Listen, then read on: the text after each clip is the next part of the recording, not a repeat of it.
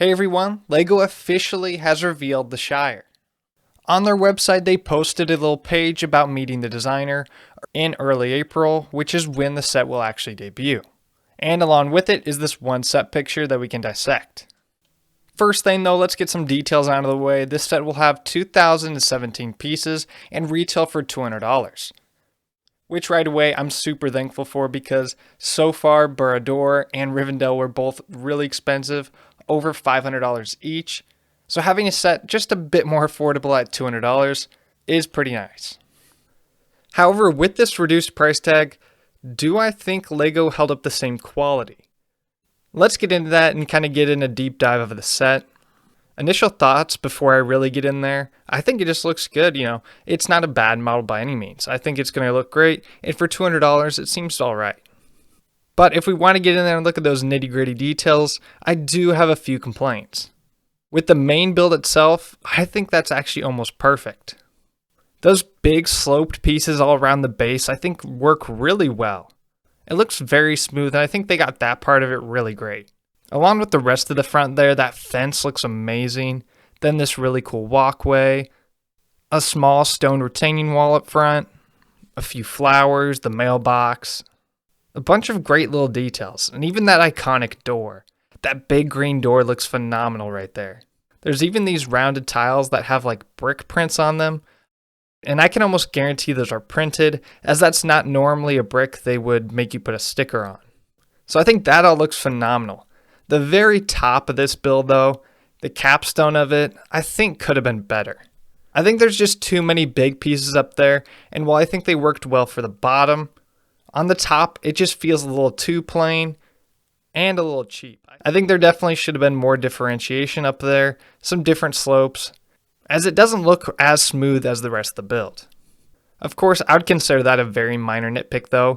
It doesn't bug me that much. Besides that though, I do love all the other details that are up there. The drying rack is really fun. And then of course you have the 3 chimneys laid about, and then that tree looks absolutely gorgeous. So really, I think this main part of the build is very solid. Other than that, I'm sure there's going to be a pretty good interior as well, and so I'm really excited for this part of the set. What is bugging me right now though is all these side builds. I feel like there's just one too many. You have 5 different side builds, and really, I think only one needed to be there. Gandalf's wagon is the only side build that definitely needed to be here. It's very iconic to the scene and him rolling up to the front.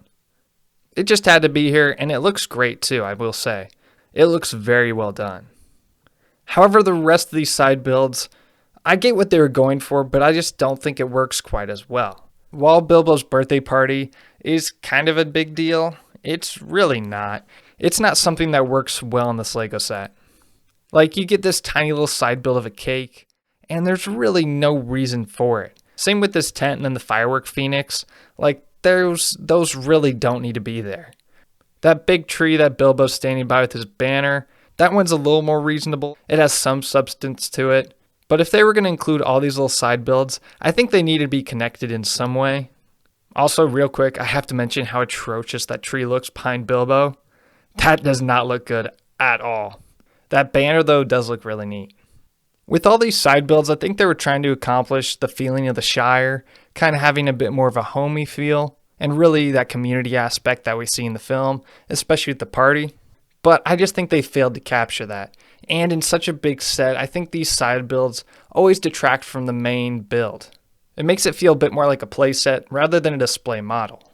And for that, that's the biggest issue I see with this set. I feel like those pieces should have been used elsewhere, either on the main build itself, or maybe even extending it a little bit, creating a longer pathway.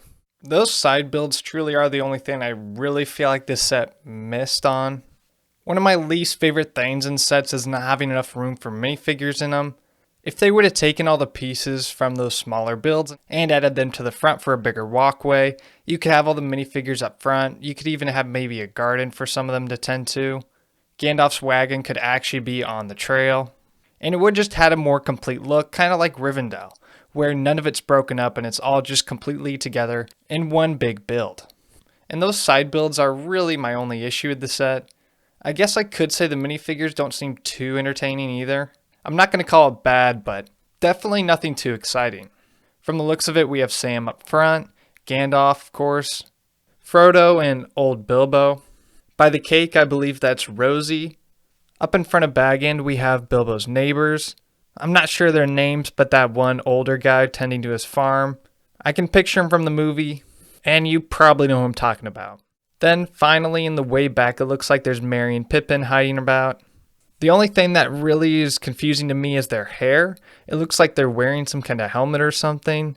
I saw some people say that this might be their hair when they blow up the fireworks, how it kind of gets all frizzied in that.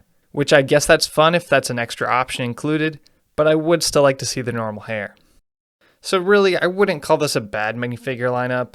The only reason I don't feel the best about the minifigures is because I really thought they were going to make this a dual set with some minifigures from The Hobbit as well. As of course, the opening scene of that first movie is all of them meeting at Bilbo's house. I didn't expect them to include all of them, but at least a few of them would have been nice. Those films weren't as popular, so maybe that's why they kind of chose to stay away, but I still feel like it was a missed opportunity. So all in all though, I'm still pretty happy with this set. For $200, I think it's going to be pretty fun. And a great set that's not really cheap, but cheaper than the other options for Lord of the Rings. At this point, we know pretty much everything about the set. The only mystery still lingering is that interior. I know there's going to be one, and I'm sure it'll be great. I can't wait to see how Bilbo's office looks. I bet they'll have a book print or something there, referencing when he writes the Hobbit book. If not, that'd be a huge missed opportunity. Anyway though, despite kind of some mixed feelings towards the set, I ultimately do really like it and think it's going to be a great set. And while not as perfect as the other two, it'll be another terrific addition to the Lord of the Rings LEGO line. Right before I let you guys go, I do have some extra information for you. There is going to be a gift with purchase, and it has been leaked as to what that set's going to be. Supposedly it'll be a set including Smeagol and Deagle in a 181 piece build.